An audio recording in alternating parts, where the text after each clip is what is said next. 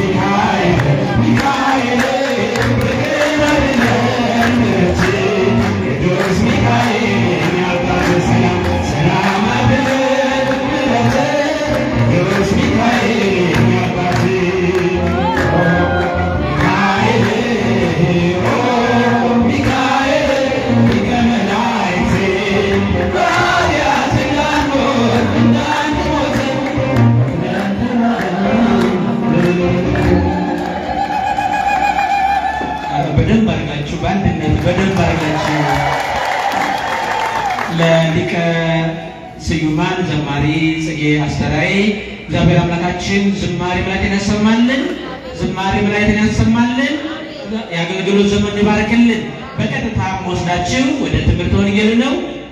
የዕለቱን ትምህርተ ወንጌል የሚያስተምሩን በኢትዮጵያ ኦርቶዶክስ ተዋሕዶ ቤተክርስቲያን በአዲስ አበባ ሀገረ ስብከት የንፋስ ስልክ ላፍቶ ክፍለ ከተማ ቤተ ክህነት የስብከተ ወንጌል መምሪያ ዋና ኃላፊ የሆኑት መምህራችን ወንድማችን አባታችን አንጋፋው የቤተ ክርስቲያን ተቀዳሚ አገልጋይ ሊቀ ትጉሃን ቀሲስ ደመላሽ ቶጋ ይሆናሉ። ወደ እሳቸው ወስዳቸዋለሁ።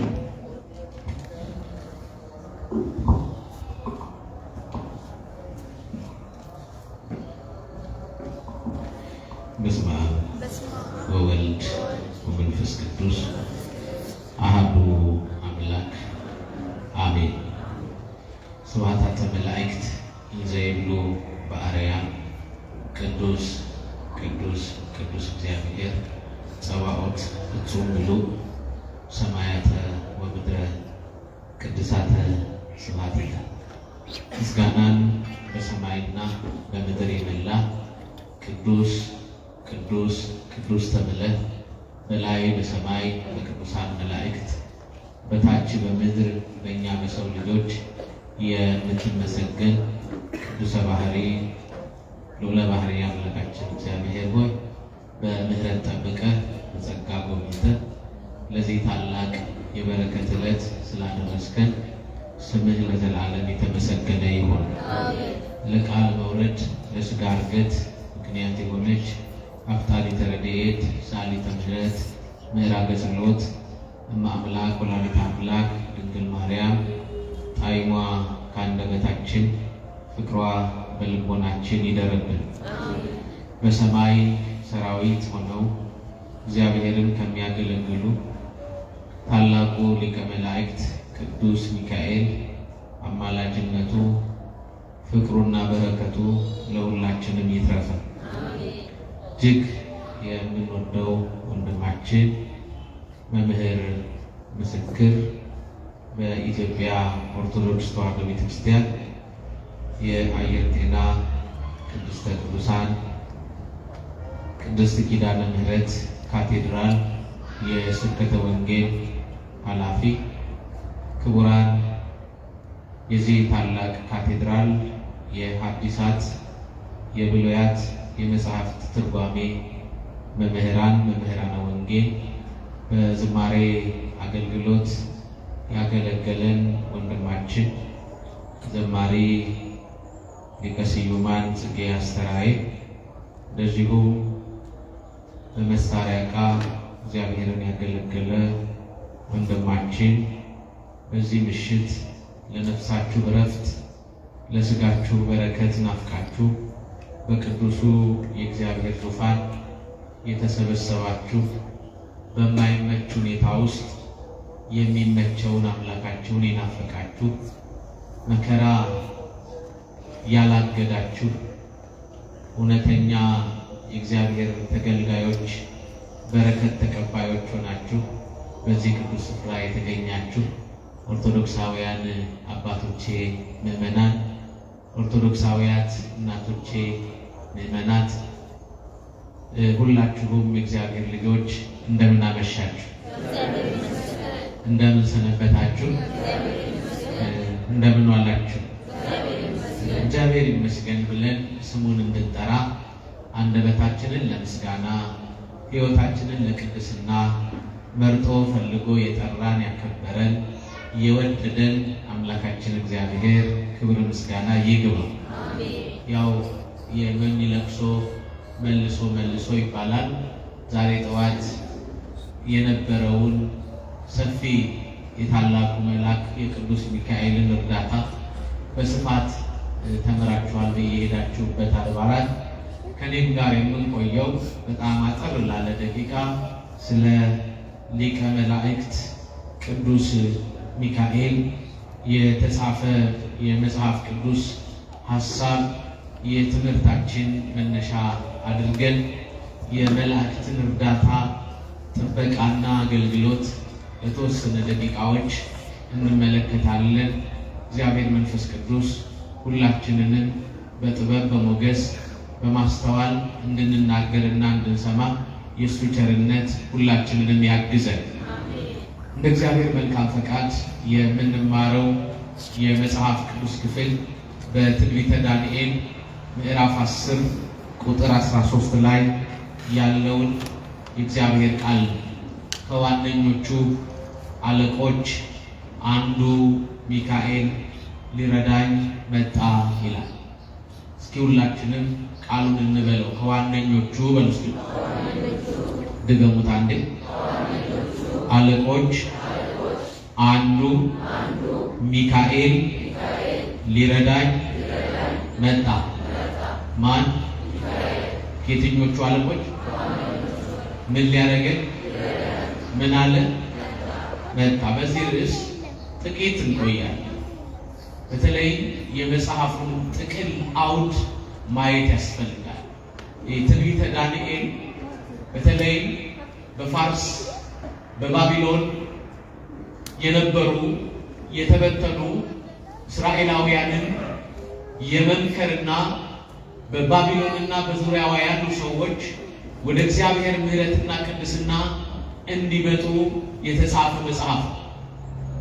በነገራችን ላይ በትንቢተ ዳንኤል ሁለቱ መላእክት በብዛት ተጠቅሰዋል፣ ቅዱስ ሚካኤልና ቅዱስ ገብርኤል።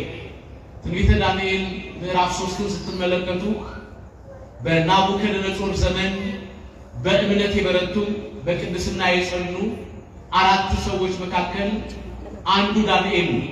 3ቱም ታውቋቸዋላችሁ። አናንያ፣ አዛርያና ሚሳኤል የሚባሉ ናቸው። 4ኛው ዳንኤል።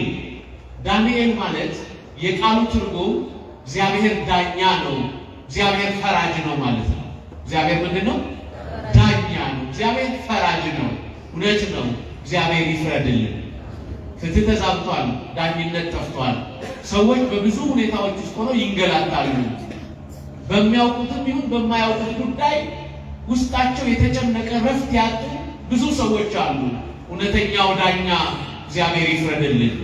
አስተውሉ ክርስቲያኖች፣ በሕይወታችሁ ውስጥ ከተደገፋችሁበት ነገር በላይ ተስፋ ካደረጋችሁበት ነገር በላይ እኛ እናሸንፋለን ብላችሁ ከወጣችሁበት ነገር በላይ እውነተኛው ዳኛ ማን ብቻ ነው? በሕይወታችሁ ውስጥ እግዚአብሔርን ዳኛ አድርጉት። የተደገፋችሁበት ነገር አያሸንፋችሁም።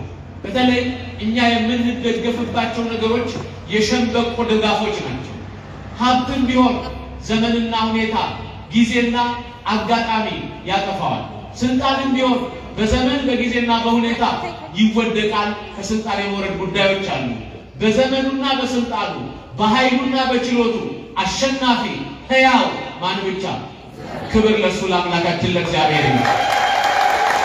ስለዚህ ለእግዚአብሔር ልጆች ሰው ሁልጊዜ ወደ ፍርድ ቤት እንኳን ጉዳይ ኖሮት ሲሄድ በዳኛው ሕሊና ውስጥ ገብቶ ማን ይፍረድ? ድገሙልኝ። ስለዚህ ዳንኤል ማለት የቃሉ ትርጉም እግዚአብሔር ፈራጅ ነው፣ እግዚአብሔር ዳኛ ነው ማለት ነው። እውነት ነው። የእግዚአብሔር ዳኝነት ደግሞ እውነት ነው። አስተውል፣ የእግዚአብሔር ዳኝነት እውነት ነው። ስለዚህ ዳንኤል በትንቢቱ ላይ በርካታ መሰረታዊ ሀሳቦችን ጽፏል። ግን ሁለቱን መላእክት አብዝቶ ይጠራቸዋል፣ ገብርኤልና ሚካኤል። ስለዚህ የትምህርቱን ወይም የመጽሐፉን መሰረታዊ ሀሳብ ስናጠናው ቁጥር 10 ላይ እንዲህ ይላል፣ እነሆ አንዲት እጅ ዳሰሰችኝ ይላል። እስኪ በሏችሁ ጭንቃል፣ አንዲት እጅ በሉ። ዳሰሰችኝ። በጣም የምትገርም እጅ ናት እቺ እጅ። እቺ እጅ ማን ናት? ከየት የመጣች እጅ ናት? ለምንድን ነው ዳንኤልን የዳሰሰችው? ዳንኤል ለምንድን ነው በዛች እጅ የተዳሰሰው?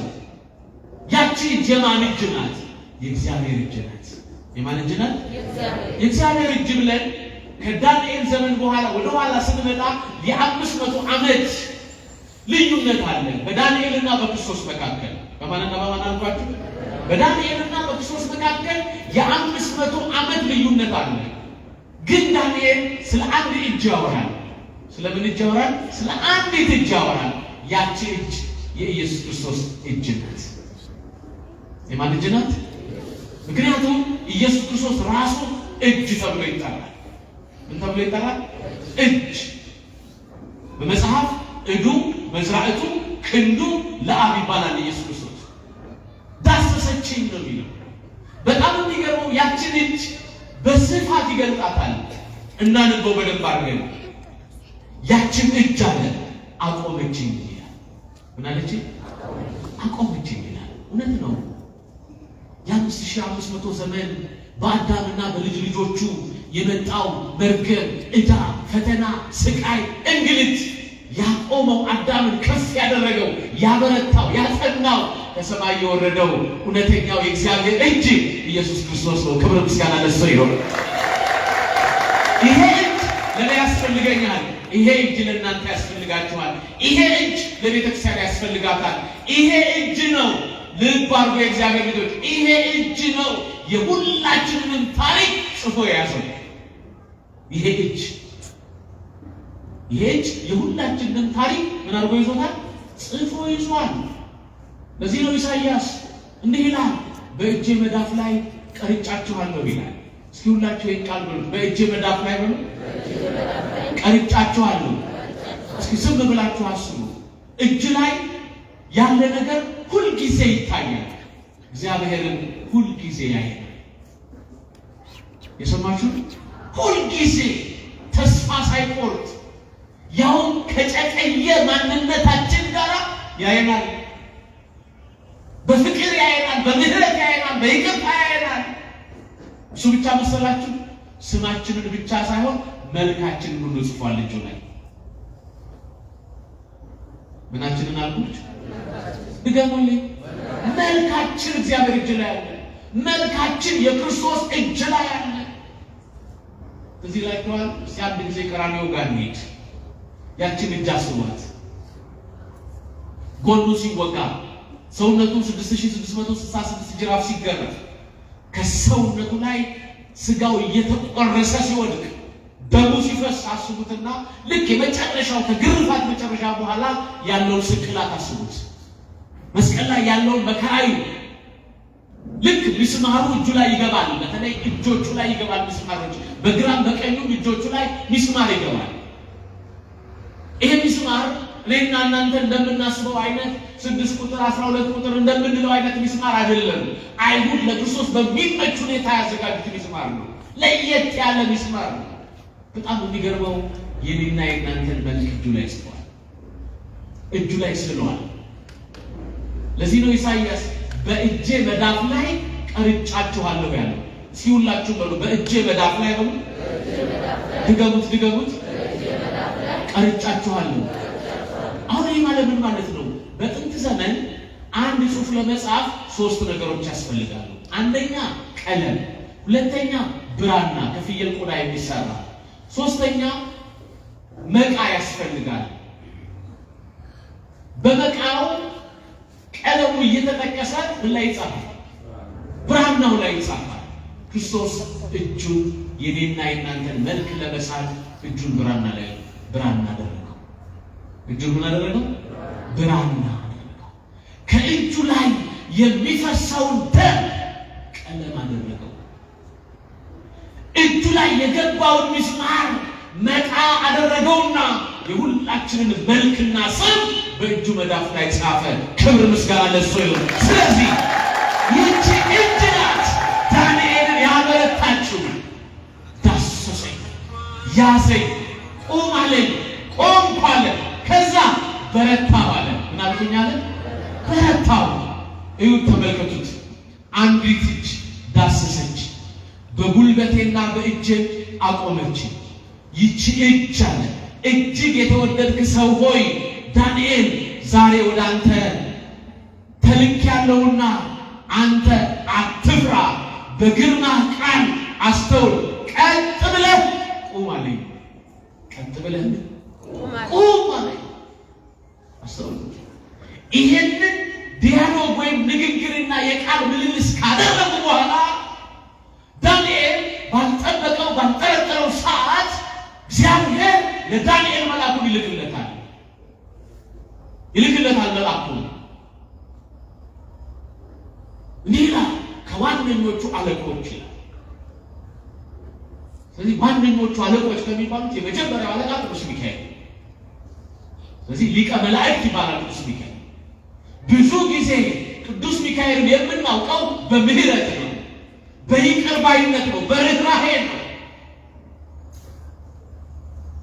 አስተውሉ። የምህረት መልአክ ይባላል፣ የይቅርታ መልአክ ይባላል ቅዱስ ሚካኤል። ሚካኤል ማለት የቃሉ ትርጉም ራሱ መኑ ከመ አምላክ፣ ማን እንደ እግዚአብሔር ማለት ነው። እስኪ ሁላችሁ ማን እንደ እግዚአብሔር በሉ። ሚካኤል ማለት ይሄ ማለት ነው። ስለዚህ ይሄ መልአክ ዳንኤል ጻድቅ ነው። በተለይ በናቡከደነፆር ዘመን በቤተ መንግስት ውስጥ እየኖረ ጠጅ መጨለጥ ስጋ መቁረጥ እየቻለ ከስጋውና ከጠጁ ከጮማውና ከድሎቱ ይልቅ ከእግዚአብሔር ጋር መሆን ይሻለኛል ብሎ ቆሎ እየቆረጠመ ውሃ ይጠጣ ሰው፣ ማለፊያ እንጀራ ያልበላ ሰው፣ ለሰውነቱ ጉልበትና ኃይል እንኳን እንዲሆነው የተሻለ ምግብ ያልተመገበ ግን የእግዚአብሔር ሞገስና ጸጋ በናቡከደነፆር ፊት በሞገስና በኃይል በሙላትና በውበት እንዲሞሉ አደረጋቸው። ክብር ለእግዚአብሔር። እሱን አምነን ስንኖር እዚህ መጠን እንባረካለን። አንዳንድ ጊዜ ክርስቲያኖች በሕይወታችሁ ውስጥ የምግብ መብዛት አይደለም ውበት የሚያመጣው እግዚአብሔርን ማግኘት ነው። ክርስቶስን መምሰል ነው። የእግዚአብሔር መሆን ነው። ክርስቲያኖች እባካችሁ በተቻለ መጠን በቃ ከክርስቶስ ጋር ስንሆን ጉድለታችን ሁሉ ውበታችን ሁሉ ከሱ የተነሳ ያማርን እንሆናለን። ከማን የተነሳ? እባካችሁ በቃ የምንመጻደቅበት የኛ የሆነ ነው ብለን የምንደገፍበት ነገር ካለ ሁሉ እንተውና ማን ላይ እንደገፍ? እሱ ላይ ስንሆን ውበታችን፣ ክብራችን፣ ሞገሳችን፣ ጸጋችን ይጨምራል። ስለዚህ ዳንኤል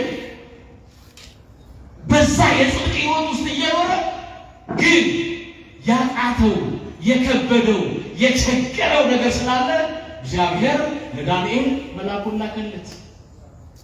ከዋነኞቹ አለቆች አለ ዳንኤል አንዱ የሆነው ሚካኤል ሊረዳኝ ሊረዳኝ ምን አለ? ስለዚህ ዳንኤል ጻድቅ፣ ንጹሕ፣ ቅዱስ ነቢይ ሆኖ የእግዚአብሔር መልአክ እርዳታ አስፈልጎታል። ዛሬም ለእኔና ለእናንተ በኃጢአት ለምንኖረው በበደል ለቆሰቆል ነው ምሕረቱ ግን ላልተለየን ለእኔና ለእናንተ የመልአኩ እርዳታ ያስፈልገናል። ክብር ምስጋና ለእግዚአብሔር ያስፈልገናል። ስለዚህ ለዳንኤል የመጣ ቅዱስ ሚካኤል ለእኔና ለእናንተ ለሁላችን ይምጣልን። አስተውሉ። መጣለት፣ ለዳንኤል መጣ። ይሄ መልአክ ይረዳኛል፣ ያስፈልገዋል የመልአኩ እርዳታ።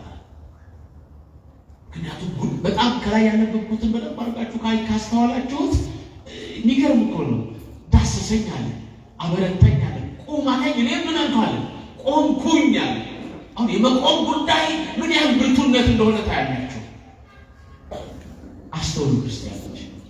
ይሄ መልአክ በብዙ የመጽሐፍ ቅዱስ ታሪኮች ውስጥ ለእስራኤል ዘሥጋ ብቻ ሳይሆን በሐዲስ ኪዳን ለምንኖረው ለእስራኤል ዘነፍስም ኃይል ነበር።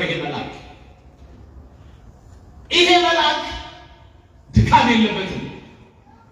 አይበላም፣ አይጠጣም፣ አይለብስም። ይሄ መልአክ ምስጋና ምግቡ ነው፣ ተልቆ ስራው ነው። የሰማችሁ ነው። ምስጋና ምንድን ነው? ምግቡ ነው። ተልቆ ደግሞ ስራው ነው። ይላካል፣ ይመጣል፣ ያግዛል፣ ይቆማል። በማን ፊት? በእግዚአብሔር ፊት። ለምን? ለምልጃ ይቆማል። መጽሐፍ እንዲህ ይለናል። ትንቢተ ዘካርያስ ምዕራፍ 1 አነብላችኋለሁ። ቁጥር 2 ላይ እግዚአብሔር የሚናገረው እጅግ ለልብ የሚያሳርፍ ቃል አለ። ነቢይ እግዚአብሔር ዘካርያስ እንዲህ ይላል። በትንቢተ ዘካርያስ ምዕራፍ 1 ላይ አነብላችኋለሁ። በማስተዋል ትሰማላችሁ። ቁጥር 12 የእግዚአብሔር መልአክ መልሶ አለ 70 ዘመን የተቆጣሃቸውን ስንት ዘመን? 70 ዘመን የተቆጣሃቸውን ልብ አድርጉ። እስራኤላውያን በባቢሎን ምርኮ 70 ዘመን ቆይተዋል። ስንት ዘመን አልኳችሁ? ቀላል አይደለም። እንግዲህ ዛሬ አልቀ ትናንትና የነበሩት ኢትዮጵያውያን 5 ዓመት ነጮቹ ሲገዟቸው 5 ዓመት አንገዛም ብለው ዋጋ ከፍለዋል። ዛሬ ቢመጡም እናስረክብ ነው ይመስለኝ በእርግጠኝነት። እውነት ውሸት? ምክንያቱም ልባችን የከዳ መታጠቂያችን የከዳን ሰዎች ነን አብዛኞቻችን። እውነት ውሸት? ልባችንን በደንብ አድርገን መፈተሽ ነው። እንደውም እነሱ ሳይመጡ እኛ እዚህ ትጥቃችን ፈተናል በቲክቶክ እና በፌስቡክ አለ ትጥቁን ያልፈታኝ እውነት ለመናገር ማለት ነው። ስለዚህ ልብ አድርጉ። እስራኤላውያን 70 ዘመን ነው በባቢሎን ምርኮ ውስጥ የወደቁት። ስለዚህ ዳንኤል ስለነዛ ደጋግ ሰዎች የእግዚአብሔር መልአክ ይመጣና በእግዚአብሔር ፊት ይቆምና ጥያቄ ይጀምራል። 70 ዘመን የተቆጣቸውን ይላል። ስንት ዘመን? 70 ዘመን የተቆጣቸውን የኢየሩሳሌምን ከተሞች ይላል የማትምራቸው እስከ መቼ ነው? አይገርምም? እኔ ግን የሚገርመኝ ወዳጆቻችን መጽሐፍ ቅዱስ ሲያነቡ ይሄንን ምዕራፍ እንዳያነቡት አይናቸው ላይ ሻማ ቀልጧል እንዴ? መልአኩ እኮ ነው የቆመው። በማን ፊት? በእግዚአብሔር ፊት ቆመና 70 ዘመን አላቸው የተቆጣቸውን የኢየሩሳሌምን ከተሞች የማትምራቸው እስከ መቼ ነው እያለ መልአኩ ከእግዚአብሔር ጋር ይነጋገራል። አያቋርጥም። እግዚአብሔር አያቋርጥም። ይነጋገራል፣ ያወራል ሳያቋርጥ። አሁንም እግዚአብሔር ይጠይቀዋል። ቀጥሎም እንዲህ ይላል፣ ከተሞች የማትምራቸው እስከ መቼ ነው አለ። እግዚአብሔርን መልሶ ከኔ ጋር ይነጋገር ለነበረው መልአክ በሚያጽናና ቃል ተናገረው። ምን በሚል ቃል? በሚያጽናና ቃል። ከኔ ጋር ይነጋገር ለነበረው መልአክ ነው። ከዘካርያስ ጋር ማን ነው እየተነጋገረ ያለው? ሚካኤል ነው እየተነጋገረ የነበረው። እያወራው ነበር መልአኩ። አይገርምም? ምን አይነት የታደሉ ቅዱሳን ናቸው እነዛ ደጋግ ሰዎች። ከመላእክት ጋር ያድራሉ፣ ከመላእክት ጋር ያወራሉ። ዛሬ እኛስ እንዴት ነው? ለሊት ስንተኛ ከመላእክት ጋር ማውራ ይሆን? አንድ ወስዶ እሳት ውስጥ ሲጨምረን፣ አንድ ወስዶ በአየር ላይ ሲያሰቃየን አይደለም የሚያዝረው? እውነታው እሱ ነው አይደል? ስቃይ እኮ ነው ያለብን። ህይወት በጣም ፈተና ነው። ግን ዘካርያስ ከመልአኩ ጋር ያወራ ነበር። እባክህ ይለዋል እግዚአብሔር ነው፣ ማራቸው፣ ይቅር በላቸው። ስለምን ጸጥ ትላለህ? ስለምን ታቆማለህ? እባክህ ምሕረት አድርግላቸው እያለ ሚካኤል ስለ ህዝቡ ልጆች ቆሟል። ክብር ምስጋና ለእግዚአብሔር። ስለ ህዝቡ ልጆች እግዚአብሔር እንዲህ አይነት ሊረዳኝ መጣ ነው። ያስፈልገናል የመላእክት እርዳታ፣ ጥበቃቸው፣ አጋዥነታቸው ያስፈልገናል። ለዚህ ነው መጽሐፍ ቅዱስ በብዙ የመጽሐፍ ሀሳቦች ላይ እያንዳንዱን የእግዚአብሔር ሀሳብ ስንመለከት በርካታ መሰረታዊ ነገሮች እናያለን። በተለይ ሁልጊዜ የለመዳችሁት አንድ ጥቅስ አለ።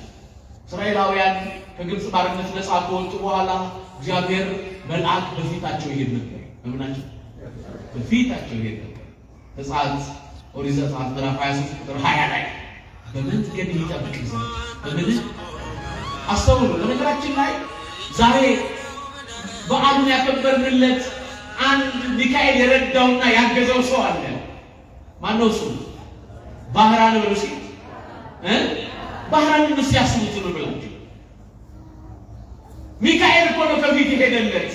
ትናንትና እስራኤላውያንን ከፊት ቀድሞ የመራቸው፣ ሌሊቱ ጨለማ እንዳይጋፋቸው አምደ ብርሃን የተከለላቸው፣ የቀኑ ሐሩር እንዳያቃጥላቸው አምደ ደመና ጋርዶ ያሳለፋቸው፣ ሩቅ አትሂዱ ያሸዋው ግለት እንዳያቃጥላቸው ደመና የተከለላቸው፣ ውሃ እንዳይጠማቸው ከዓለት ላይ ውሃ አፍልቆ ያጠጣቸው፣ ከሰማይ መና ወርዶ የመገባቸው እግዚአብሔርን ትተው ተስፋ ቆርጠውት እንዳይሄዱ ከፊታቸው የቀደመ ቅዱስ ሚካኤል እኮ ነው። ክብር ምስጋና ለእግዚአብሔር ይሁን። ይሄ መልአክ እኮ ነው።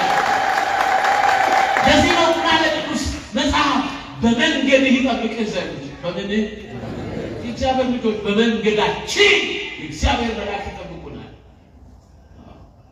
ይጠብቁናል። ጠባቂዎቻችን ናቸው። በመንገድህ ይጠብቅህ ዘንድ እና ወዳዘጋጀሁትም ስፍራ ያገባህ ዘንድ። እስኪ ሁላችሁም በሏት ይችላል። ወዳዘጋጀሁት ስፍራ ያገባህ ዘንድ እነሆ መልአኬን በፊትህ እልካለሁ። ኃጢአት ብትሰሩ ይቅር አይላችሁምና መልአኬን አታስመርሩት ይልና ስሜ በሱ ላይ ነው። አቤት ደስ ሲል ጭንቃል በሏት በማርያም ስሜ በሱ ላይ ነው በሉ። አንዴ ድገሙት። አይገርምም? የእግዚአብሔር ስም በመልአኩ ስም ላይ አለ። ስለዚህ እያንዳንዳቸው መላእክት ስማቸው የእግዚአብሔር የስሙ ዙፋኖች ናቸው። መላእክት የእግዚአብሔር የስሙ ዙፋኖች ናቸው። እስካሁን ሚካኤል ገብር ስም ኤል በሉ። ገብር፣ ሩፋ፣ ፋኑ፣ ራጉ፣ ኤል የሚለው ስም የማን ስም ነው? አምላክ የሚል ስም ነው። ስለዚህ የመላእክቱ ስም ላይ የማን ስም አለ? ስለዚህ መላእክት ስማቸው የእግዚአብሔር የስሙ ዙፋኖች ናቸው። ክብር ለቅዱሳን መላእክት ይሁን። ይሄ ጸጋ ሰጥቷቸዋል። ኤል ይባላሉ። ሰባቱ ሊቃነ መላእክት ዛሬ ብቻ ነው። በነገራችን ላይ እነ ይብሉ ወእገሌ ወእገሌ የማይባሉ የስም ቁጥር የሌላቸው ስም የሌላቸው የብዙ ይሆኑ ምልፊት አይላፋት ትልፊት አይላፋት የሆኑ ዘወትር በምስጋና ረክተው ጠግበው የሚኖሩ ስም ዝርዝር ቁጥር ስፍር የሌላቸው ግን በቁጥር በነገድ በጾታ ተከፍለው እግዚአብሔርን የሚያገለግሉ የብዙ የሆኑ መላእክት አሉ። ክብር ምስጋና ለእግዚአብሔር ይሁን። ምክንያቱም ስራቸው ማመስገን ብቻ ነው። ምን ብቻ ነው? ልብ አድርጉ። ሲያመሰግኑ ይጠግባሉ፣ ሲያመሰግኑ ይለብሳሉ፣ ሲያመሰግኑ ይረካሉ፣ ሲያመሰግኑ እያንዳንዱ ሕይወታቸው በእግዚአብሔር ክብር የተሞላ ይሆናል። የመላእክት ሕይወት ይሄ ነው። ስለዚህ እግዚአብሔር ልጆች ወዳዘጋጀሁትም ስፍራ ይሄ ለእስራኤል ብቻ አይደለም የምንጠቅሰው፣ ለባህራንም እንጠቅሳለን። ልብ አድርጉ። እኔ ግርም ይለኛል ታሪኩን ድርሳኑ ስታነቡ። በነገራችን ላይ ገድልና ድርሳን የመጽሐፍ ቅዱስ አይናማ መጽሐፍ ይባላል። የሰማችሁ ነው። ገድልና ድርሳን የመጽሐፍ ቅዱስን ሐሳብ የሚያበሩ የሚገልጡ ናቸው። ምክንያቱም መጽሐፍ በጥቅሉ ምን ብሎ ያስቀምጣቸዋል? መላእክት ይረዳሉ ብሎ ያስቀምጣል አይደል? ገድል ላይ ደግሞ ድርሳን ላይ ደግሞ በትክክል መላእክት ሰዎችን ሲረዱ እናገኛለን፣ እናያለን፣ እናነባለን። ስለዚህ ገድልና ድርሳን ምን ይባላል? የመጽሐፍ ቅዱስ አይናማ መጽሐፍ፣ አይናችን የሚገልጡልን፣ ሐሳባችን የሚያበሩልን፣ የእግዚአብሔርን ምሕረት፣ ቸርነት፣ ይቅርታ የሚገልጡልን ናቸው ማለት ነው። ስለዚህ አሁን ዝም ብላችሁ አስቡ። ዛሬ በዓሉን ያከበርንለት ተወዳጁ መልአክ ሚካኤል ባህራንን ሲረዳው ነው። ባህራን የሞቱን ደብዳቤ ተሸክሞ ሄደ አይደል? ሂድ መልእክት አድርሰና ተብሎ ታሪኩን ገድሉን ድርሳኑን ስላነበባችሁ ተልኮ ሄደ። እሱ የሞቱን ደብዳቤ ተሸክሞ በፈረስ እየሄደ ከፊት ለፊት መልአኩ መጣና በነጭ ፈረስ ላይ ሆኖ የያዝከውን ስጠኝ ብቻ ነው ያለው። የሰማችሁ? የያዝከውን ስጠኝ አለ። አልሰጠኝም ሀደራ ነው። ምን አይታማኝ ያስፈራል። በግርማ ነው የመጣው። ተወዳጅ መልአክ ነው። እሱ ግን ሰው መስሎ የተገለጠለት አትሰጠኝም? አዎ አምጣሽ፣ ዝም ብለህ እንደዚህ ያሳል አለውና እልፍ አለበት። ልጁ ሲደርስ ይገደል የሚለው የሞት ደብዳቤ ተቀየረና ልጁ ቤት ሲደርስ ሀብቴን አውርሶት ልጄ ዳሩለት የሚል ሆነ። ክብር ምስጋና ለእግዚአብሔር ይሁን። ይችላል እግዚአብሔር። እስኩላችሁ ማለት ነው እግዚአብሔር ይችላል ብሎ ኧረ በማርያም ንገሩ። ማን ይችላል? በሰው የማይቻል እግዚአብሔር ይችላል። እግዚአብሔር ሁሉን ቻይ ነው። ኤልሻዳይ ነው እግዚአብሔር። በነገራችን ላይ በአንተ ህይወት ላይ ያደረገው ብዙ እኮ ነው። በእኔ ህይወት ላይ እኮ ያደረገው ብዙ እኮ ነው። በእያንዳንዳችን የልብ ጥያቄ ውስጥ የመለሰልን መልስ እኮ ብዙ ነው። እንደ ገድል እንደ ድርሳን ሆኖ አልተጻፈም እንጂ እግዚአብሔር ለኛ ያላደረገው ግን አለ። ስለዚህ ያንዴ ተደረገ ሲባል እንዴት ይሆናል ብሎ መጠራጠር እኮ አያስፈልግም። ዛሬስ እግዚአብሔር ይሰራል አይሰራም? ወት ማለት ወይው ትናንት የነበረ ዛሬ ያለ ለዘላለም የሚኖር ማን ብቻ? ክብር ለእሱ ለአምላካችን ለእግዚአብሔር። እንዲህ አይነት አባት። ስለዚህ ክርስቲያኖች ታሪኩ ቀየረለት። ክርስቲያኖች እኛም እያንዳንዳችን የተጻፈ ማንም ሊሰርዘው የማይችል ግን በእግዚአብሔር ብቻ የሚሰረዝ ታሪክ ይኖራል። አለን የለን? እኛና ማን ብቻ የምናውቀው? እግዚአብሔር ብቻ የምናውቀው ታሪክ አለ። ይሄን ታሪክ የሚቀይር እግዚአብሔር ብቻ ስለሆነ ሁልጊዜ በቤቱ መገኘት፣ እሱን መስማት፣ ማዳመጥ። ስለዚህ ሊረዳኝ መጣ፣ ከዋነኞቹ አለቆች አንዱ ሚካኤል ሊረዳኝ መጣ ተብሎ የተናገረው መልአክ ወዲያውኑ ሲመጣ ታሪካችን ይቀየራል። እንዳይመስላችሁ እግዚአብሔር ይችላል እንዴ! ትናንትና የነበረ እግዚአብሔር ዛሬ የለም ብሎ የሚያስብ ሰው ካለ ተሳስቷል። እግዚአብሔር ከደጋጎቹ ጋር እምነት ካለ በነገራችን ላይ በዋነኝነት ባህራንን የረዳው አንደኛ ስለ ፍጹምነቱ ነው፣ ስለ ፍጹም ታማኝነቱ ነው። ሰው ሲያምን መላእክት ይረዱታል።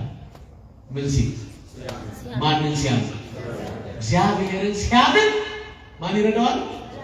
መላእክት ይረዱታል፣ ያግዙታል። ምክንያቱም በነገራችን ላይ አንድ ነገር እንድታስተውሉ እፈልጋለሁ። የመላእክት እርዳታ፣ የመስቀሉ እርዳታ፣ የጻድቃን የሰማዕታት እርዳታ ማንን ስላመንን? ሁላችሁ ንገሩ። አዎ እግዚአብሔርን ስላመኑ። ባለቤቱ ማን ስለሆነ? የሚሰገድለት አምልኮ የሚሰጠው ክብር የሚሰጠው ለማን ስለሆነ? ልክ እኛ እግዚአብሔርን ማምለክ ስንጀምር የእሱ መሆን ስንጀምር እግዚአብሔር ደግሞ መላእክቱን እየላከ ጥቃቅን ጎደሎቻችንን እያስወገደ በደስታ ተሞልተን እሱን ይበልጥ እንድናከብረው ያደርገናል። ክብር ምስጋና ለእሱ ይሁን። ይህ አይነት አባት ነው እግዚአብሔር። ለዚህ ነው ቅዱስ ጳውሎስ በዚህ በዕብራውያን ምዕራፍ 2 ቁጥር 14 ላይ እንዲህ የሚል ቃል ታገኛለች። ሁሉ ይላል መዳንን ይወርሱ ዘንድ ለማገዝ የሚላኩ መላእክት ናቸው። በነገራችን ላይ በነገረ ድህነት ጉዳይ ላይ ትልቁን ድርሻ የወሰዱት መላእክት ናቸው። በብሉይ ኪዳን አግዘው፣ በሐዲስ ኪዳን የመጀመሪያው የሰውና የእግዚአብሔር ተዋህዶ የገለጠው ማን ነው? ቅዱስ ገብርኤል እኮ አይደል? ድንግል ትጸንሻለሽ ብሎ ከፊቷ ተንበርክኮ ሰግዶ የገለጠው ማን ነው? መልአክ አይደል? ስለዚህ የኛ የድህነት ጉዳይ የተከናወነው በመልአኩ የምስራች ተናጋሪነት፣ በድንግል ማርያም እሺ ባይነት፣ ከሰማይ የወረደው አምላክ በተዋህዶ በመገለጡ ምክንያት የኛ ድህነት ታወጀ። ክብር ምስጋና ለእግዚአብሔር ይሁን። ስለዚህ እግዚአብሔር ሁልጊዜ ሳያቋርጥ መላእክትን ለተልእኮ ይጠቀማቸዋል። ለምን ይጠቀማቸዋል? ለተልእኮ ይጠቀማቸዋል፣ ይልካቸዋል። እነሱም ይላካል። ያ ብቻ አይደለም፣ የእኛንም ልመና ወደ እግዚአብሔር ያደርሳሉ። ማድረስ ብቻ አይደለም፣ ያድናሉ። ሌላ ምን ነው ፈረደ? ንገሩኝ። ያድናሉ። ይህን ያለውም ያልኩት ቅዱስ ዳዊት ነው። መዝሙረ ዳዊት መዝሙር 33 ቁጥር 7 ላይ ይትአየር መልአከ እግዚአብሔር አውዶሙ ለእለ ይፈርህዎ ወያድኅኖሙ። የእግዚአብሔር መልአክ እግዚአብሔርን በሚፈሩ ሰዎች ዙሪያ ይሰፍራል አለና ያድናቸዋል ማለት ይላቸዋል። አቤት! ግን የሚያድኑት ማንን በሚፈሩ? እግዚአብሔርን በሚፈሩ ሰዎች ዙሪያ። ባለቤቱ ማን ነው? ባለቤቱ ማን ነው? ልክ እግዚአብሔርን የምንፈራ ከሆነ ከሚመጣብን ስጋዊ መከራ፣ እንግልት፣ ፈተና መላእክት ምን ያሉ? ፕሮቴክት ያደርጋሉ፣ ይጠብቃሉ፣ ያድናሉ፣ ያግዛሉ። በዚህ ነው ቅዱስ ጳውሎስን ሁሉ መዳንን ይወርሱ ዘንድ አለና ለማገዝ። ለምን ድገሞት? ለማገዝ የሚላኩ አለ። መናፍስት ቅዱሳን አይደሉም? መላእክት አይደሉም? እግዚአብሔር ልጆች። ስለዚህ የመዳናችን ጉዳይ እግዚአብሔር በመላእክት በኩል ያደርገዋል። ራሱ ተገልጦ አድኖናል። አሁን ግን በድካማችን የሚራራልን እውነተኛው ሊቀ ካህናት የድንግል ማርያም ልጅ ኢየሱስ ክርስቶስ በመላእክቱ በኩል ከብዙ መከራ ምን ይለናል? ያድነናል። ይህን ራሱ ነው የነገረን። ታማኝ ነው እግዚአብሔር ለልጆቹ። ለዳንኤል የተገለጠ መልአክ፣ የረዳ መልአክ እኔንም እናንተንም ይርዳል። አሜን። ቸርነቱ አማላጅነቱ አይለየን። እግዚአብሔር ከሁላችን ጋር ይሁን። ያስተማረን የመከረን አምላክ ክብር ምስጋና ይግባው። እኔ ግን ከጥቂት ወራቶች ጀምሮ የአየር ጤና አንቀጸ ብርሃን ቅድስት ኪዳነ ምሕረት ካቴድራል እየደለቀኝ አመስጋኝ ሸላሚ አድናቂ የለም እንጂ ገርሞኛል። ጉባኤው ሰፍቷል። ይገርማል። ግቢውን ሙልት ብላችሁ በተለያዩ የመረጃ መረቦች ደግሞ ዓለም እያየ ይደነቃል። ማን ይመስገን? እስቶን ክርስቲያኖች የቤተ ክርስቲያን ተልእኮ አይደል አላድለን ብሎ ሱቃና ሱቅ ላይ ፎቅና ህንፃ ላይ ተወጠርን እንጂ የኛ ትልቁ አገልግሎት ወንጌል፣ ህዝቡን በወንጌል ማቆም። ከዛ በኋላ የዳነ ህዝብ አይደለም ካቴድራል ዓለም ይገነባል። ያዳነ ህዝብ የተሰራ መቅደስ ያደርሳል። እውነትሽን አይተናል።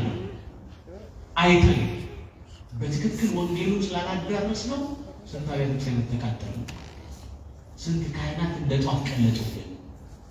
ስለዚህ አልደረስንም፣ ገና ይቀረናል። የቤተክርስቲያን በጀት ለወንጌል ነው መሆን ያለበት። ህዝብ ካልተሰራ ያደርጋል። ቆርቆሮ ቢከመር ህንፃ ይመስላል። ሰው ካልተለወጠ ወደ እግዚአብሔር ክብርና መንግስት ካልተሻገረ ምክንያት ሰማያዊ ነንቆኛ አላድለን ብሎ ነው እንጂ በሰማያዊ ጉዳዮች ላይ የምንጨቃጨቀው። ሰዎች ደግሞ እኛን ማጨቃጨቅ ሲፈልጉ ትልቅ እሹ አድርገው የሚያነሱት እንደሆነ ታውቃላችሁ። ቄሶቹ ገንዘቡን በሉት። ሰው ብር ከተባለ ንገሩኝ እንጂ መስማት ይጀምራል አይደል?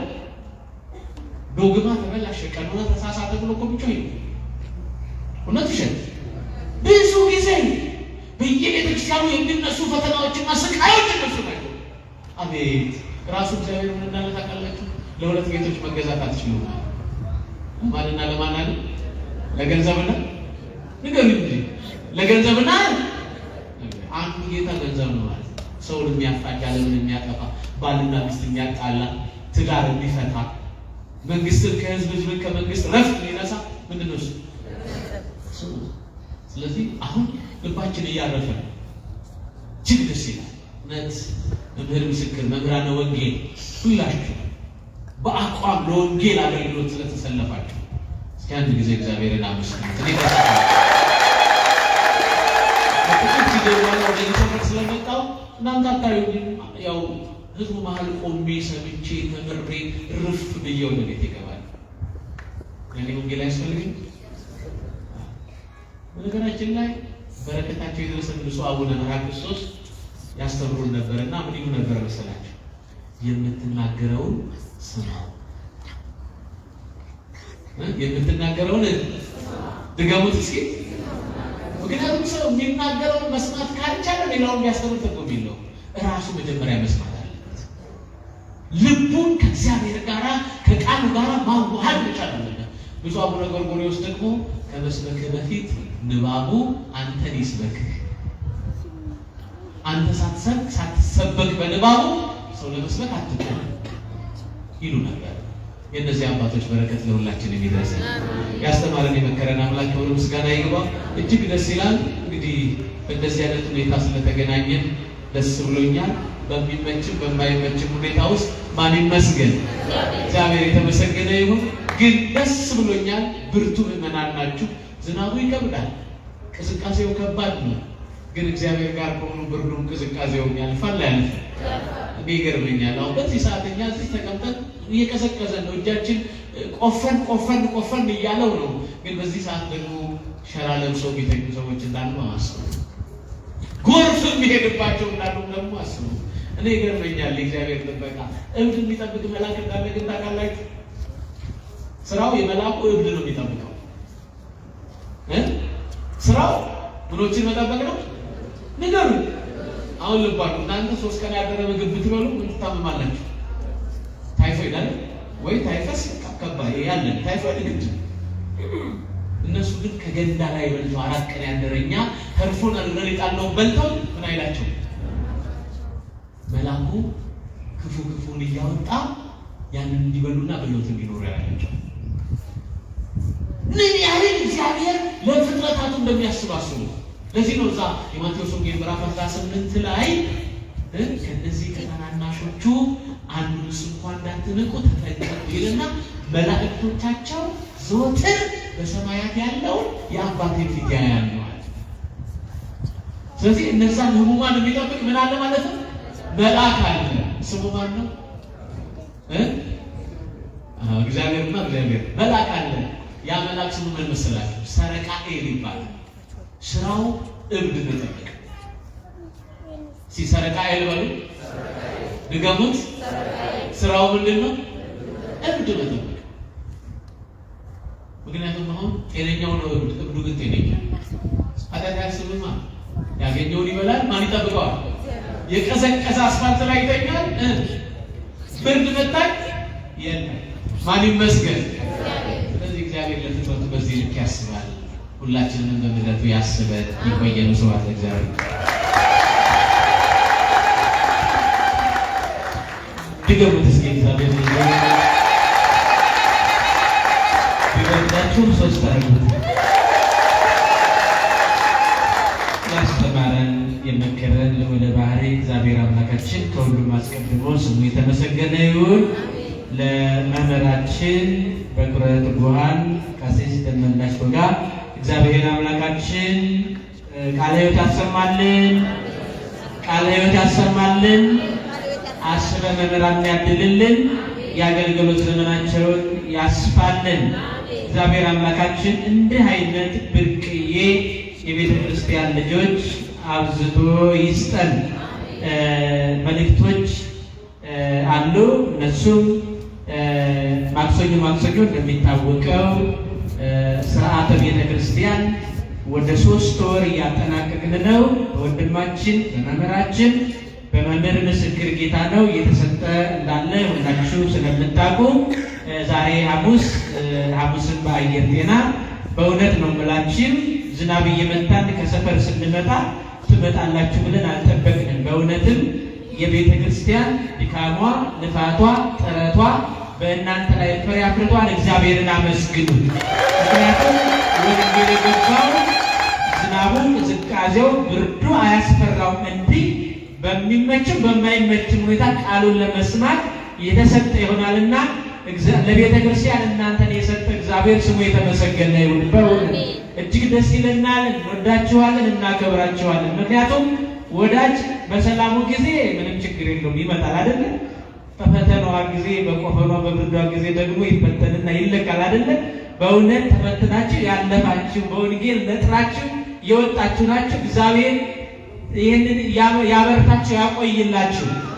ሌላው ዓርብ ጸሎተ ምህላ የካቴድራሉ ሊቃውንት ተገኝተው ለሀገራችን ለቤተ ክርስቲያናችን ብሎም ለዓለማችን የቤተ ክርስቲያን ስለ ሰው ልጆች ብቻ አይደለም፣ ስለ ስነ ፍጥረታት፣ ስለ ወንዞች፣ ስለ ቀላያቶች፣ ስለ ሁሉም ነገር ትጸልያለችና ስለዚህ ካቴድራላችን ስብከተ ወንጌሉ ከሰበካ ጉባኤው ከአስተዳደር ጽሕፈት ቤት ጋር ተነጋግሮ በአብይ ጾም ሙሉ አብይ ጾም እንደነበራችሁ ሁላችሁም ምህላ ነበረ። በዓለ ሀምሳ ምህላ ስለሌለ ዘለናል። ሰኔ ጾም ከጀመርን ጀምሮ ደግሞ ጀምረናል። ነገ ደግሞ እግዚአብሔር ቢፈቅድ ነው ክርስቲያን የሚለውና እግዚአብሔር ቢፈቅድ እግዚአብሔር ጋር ደርሰን ደግሞ ነገ አጭር ትምህርታዊ መልእክትና ዝማሬ ጸሎተ ምህላ ስላለ ይህም እንዳይረሳ። እናንተ ተቀራላችሁ ብለን ሳይሆን በመስሪያ ቤታችሁ፣ በስራ ቦታችሁ፣ በማህበራዊ ቦታችሁ እየተናገራችሁ አንዳንድ ሰው እንድናድን ለማሳሰብ እንወዳለን። ከዛ መቀጠል ቅዳሜ ደግሞ የሐዲስ ኪዳን ትርጓሜና እንዲሁም ደግሞ በትርጓሜው ውስጥ ስንማር ከእናንተ ለሚነሱ ጥያቄዎች የሚሰጡ መልሶች አሉና እነሱን ታረን እንድንገኝ እናሳስባለን። በነገራችን ላይ ብዙ ቅዶቻችን ወደ ስራ እየመጡ እግዚአብሔር እየረዳን ስብከተ ወንጌላችን በእንዲህ አይነት መልኩ ሲገኝ ገና ደግሞ ስብከተ ወንጌሉ በእቅድ የያዘው ምናልባት አደራ እያልን ኃላፊዎቻችን እንድታበረቱን እኛም እያበረታን ማለት ነው። የምክር አገልግሎት ደግሞ አቅደን ያልጀመርነው እሱ አለና በስብከተ ወንጌል ኃላፊያችን በቀጣይ በደንብ የሚገለጥ ይሆንና ይሄ ደግሞ ምክር ለምትሹ ምክር ለምትፈልጉ መጽሐፍ ቅዱሳዊ የቤተ ክርስቲያንን መልእክት ድርሻ ለእናንተ ምን እንደሆነ ለእኛ ምን እንደሆነ እርሱም በአግባቡ የሚሰጥበት ጊዜ ቅርብ ይሆናል። ሰዓቱ ይመሽም ያቆየዋችሁ የአገልግሎት ጉዳይ ስለሆነ ነው። ከዚህ በስተመጨረሻ በመግቢያችን ላይ የዘመረልን ወንድማችን ሊቀ ስዩማን ዘማሪ ጽጌ አስተራዬ እንደ ቅድሙ አሳምሮ የዘመረንና ወደ መጨረሻው መርሃ ግብር እንሄዳለን።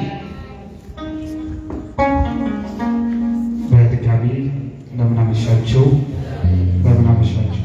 አሜን። አምላካችን እግዚአብሔር ስሙ የተመሰገነ ይሁን። የበረታን እንዲመረን የመጨረሻውን ዘማሪ አብረን እንዘምራለን።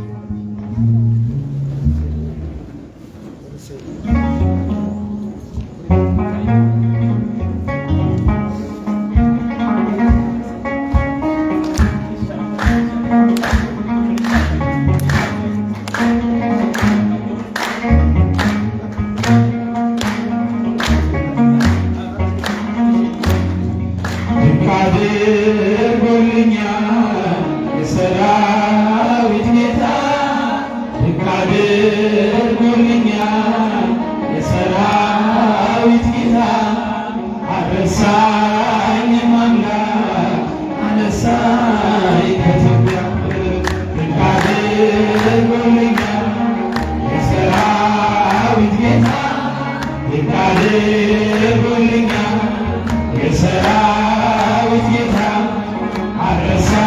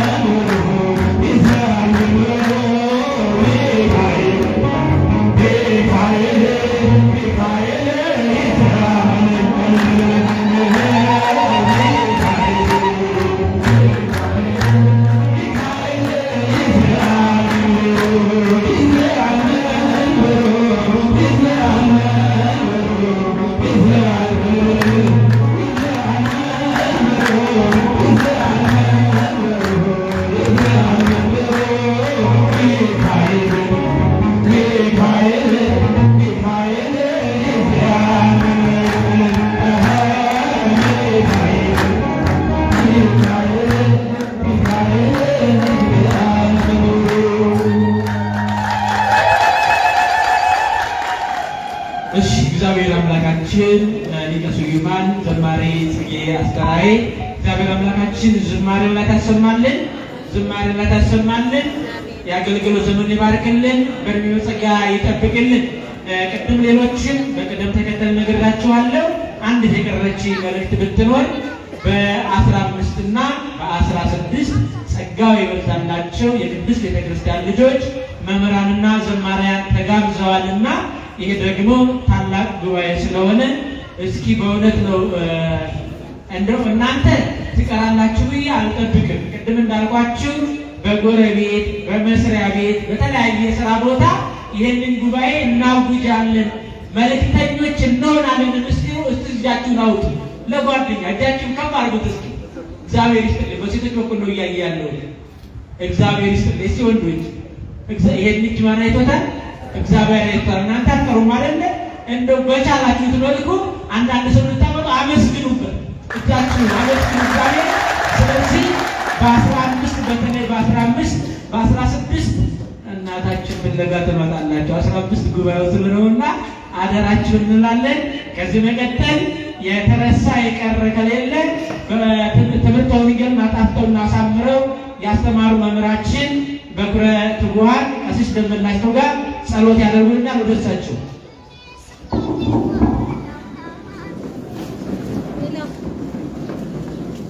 አቤቱ ቅዱስ አባታችን አምላካችን እግዚአብሔር ሆይ በምህረት ጠብቀህ በጸጋ ጎብኝተህ ቅዱስ ቃልህን ስላስተማርከን በዝማሬ ስለባረከን ሕይወታችንን ለቅድስና ሰውነታችንን ለምስጋና መርጠህ በቤትህ የሰበሰብከን አምላካችን እግዚአብሔር ሆይ ስምህ ለዘላለም የተመሰገነ ይሁን። ሰዓተ መዓልቱን ባርከ ቀድሰህ በሰላም ያስመሸህን፣ ሰዓተ ሌሊቱን ባርከ ቀድሰህ በሰላም አሳድረን። ክፉን ነገር አርቅልን፣ በጎን ነገር አቅርብልን። እኛ ከማናውቀው አንተ ከምታውቀው ፈተና ሁሉ በቸርነትህ ሰውረን።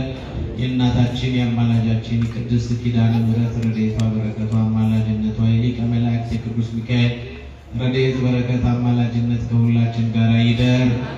አባታችን ሆይ ብለን እንጸልይ። አባታችን ሆይ በሰማያት የምትኖር ስምህ ይቀደስ፣ መንግሥትህ ትምጣ፣ ፈቃድህ በሰማያት እንደሆነች እንዲሁም በምድር ትሁን። የዕለት ምግባችንን ስጠን ዛሬ፣ በደላችንን ይቅር በለን እኛም የበደሉንን ይቅር እንደምንል፣ አቤቱ ወደ ፈተና አታግባን ከክፉ ሁሉ አድነን እንጂ መንግሥት ያንተ ናትና ኃይል፣ ክብር፣ ምስጋና ለዘላለሙ አሜን። ቅድስት ድንግል ማርያም ሆይ በመልአኩ በቅዱስ ገብርኤል ሰላምታ ሰላም እልሻለሁ። በሐሳብሽ ድንግል ነሽ፣ በሥጋሽም ድንግል ነሽ። የአሸናፊ እግዚአብሔር እናት ሆይ ሰላምታ ላንቺ ይገባሻል። ከሴቶች ሁሉ ተለይተሽ አንቺ የተባረክሽ ነሽ፣ የማኅፀንሽም ፍሬ የተባረከ ነው። ጸጋን የተመላሽ ሆይ ደስ ይበልሽ፣ ሁሉ እግዚአብሔር ካንቺ ጋር ነው። ከተወደደው ልጅሽ ከጌታችን ከመድኃኒታችን ከኢየሱስ ክርስቶስ ዘንድ ይቅርታና ምሕረትን ለምኝልን ኃጢአታችንን ያስተሰርይልን ዘንድ ለዘላለሙ አሜን። አቤቱ ጌታዬ አምላኬ መድኃኒቴ ሕይወቴ ኢየሱስ ክርስቶስ ሆይ የኔና የወገኖችን ኃጢአት ይቅር በል፣ እኔንም እናንተንም ለመንግሥተ ሰማያት የበቃን የተዘጋጀን ያደርገን ዘንድ እግዚኦ መሐረነ ክርስቶስ ብለን ለምነው።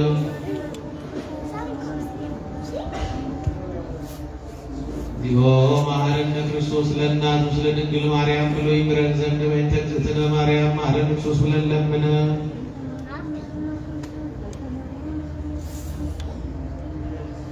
በእንተ እግዝእትነ ማርያም መሐረነ ክርስቶስ ስናውቅ በድፍረት ሳናውቅ በስህተት የሰራነውን ማእሰረ ኃጢአት እግዚአብሔር ይፍታ።